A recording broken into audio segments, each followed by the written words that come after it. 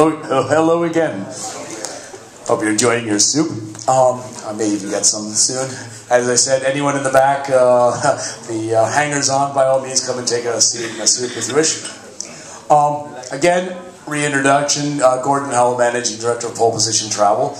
We have some very, very special guests with us tonight, and I'm absolutely delighted to introduce them in just one moment.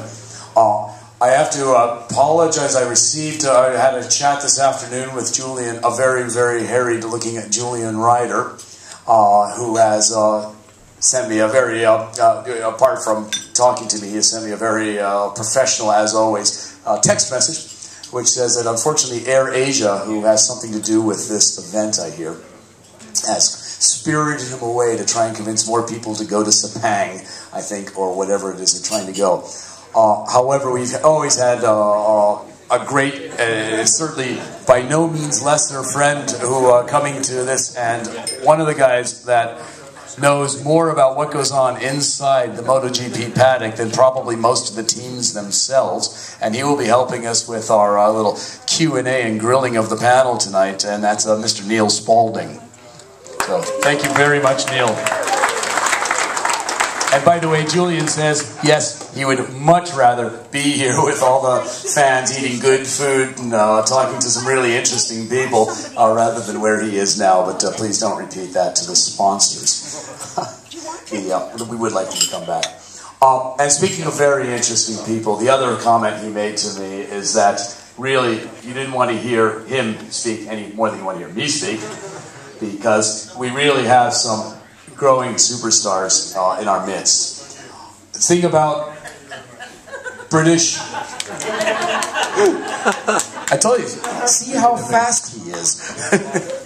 The thing about British motorcycling talent, and besides, apart from my accent, this is firmly where my heart lies, is that they're like buses. I seem to wait a decade and then 8 come along all at once.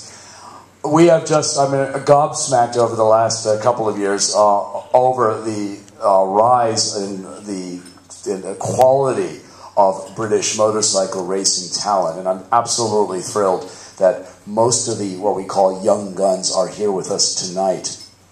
And if you haven't already seen the little program, just so you can tell who the players are, we have a few more copies, but I'm going to be letting you know who's up in front tonight, and you guys just wave, you don't have to say anything. Representing the Moto2 contingent, we have the guy that you're probably all very, very well aware of. 2 years ago at another track in the UK, pulled off one of the most sensational victories in Grand Prix history, and certainly British Grand Prix history, at least in the modern generation, and won the 2008 Grand Prix of Britain at Donington, Mr. Scott Redding. Thanks for the win.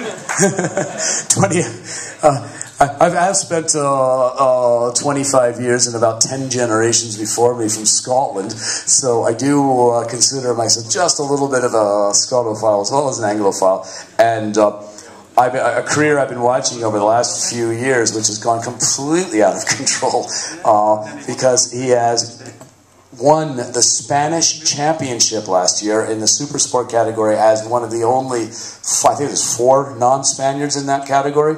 And then he went on to win the European super sport category. And I think you're leading, or was until very recently, leading the Spanish championship this year.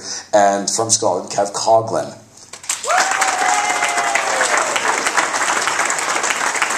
I don't need to introduce most of these people. They'll all be known by sight. Perhaps the one most known by sight, by his proximity to the top step of podiums, is another young Englishman who just, again, he came and spoke to us in Donington, I think it was 2006, Bradley, and at that time, we were just amazed at just what aplomb he had, and his head on his shoulders, and we all said, all the guests we had that said, that boy's going to go far.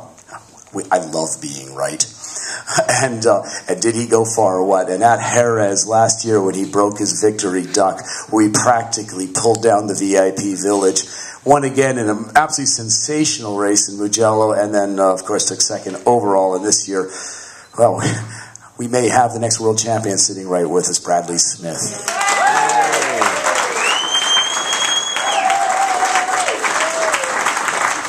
I just love everybody up here, and I wish I had like lots of money to support everybody. One guy though that just wormed his way into my heart years ago, and still we kind of back him and his family and his brother, also mentioned, as again this year just performing very consistently. Landed an incredibly cool team from Spain. Nobody speaks any English, but they're a lot of fun.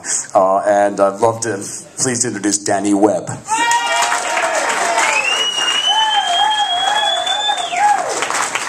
Scotland is, I am pleased to say, extremely well represented on the racetrack this weekend with not 1, 2, but 3 wildcard rides. You've already heard from Kev, another man who has been my absolute honor and joy to support to the Rookies Cup for the last couple of years. And basically, he used to win everything there was to win in Scotland, so he decided to go international, and he has been doing some great things in the BSB 125cc series, and of course wildcarding with us is Deane Brown. Again.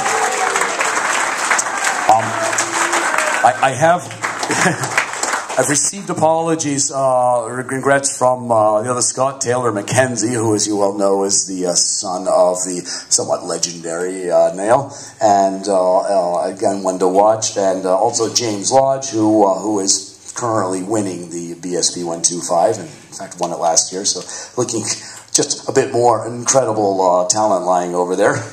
However, I've also, I'm very, very pleased to add as a last-minute addition to our program, from the super stock race riding in Aprilia, Danny's brother, James Webb. And James basically seems to race everything that has 2 wheels on it, and you'll have to tell me about those tricycle races sometime. But he's on. He was also riding a Harley. He's been riding. He'll sure to tell you all the other stuff he's been racing. That, by the way, that whole Webb family are completely manic berserkers. They all seem to race. His dad, who's standing in the back.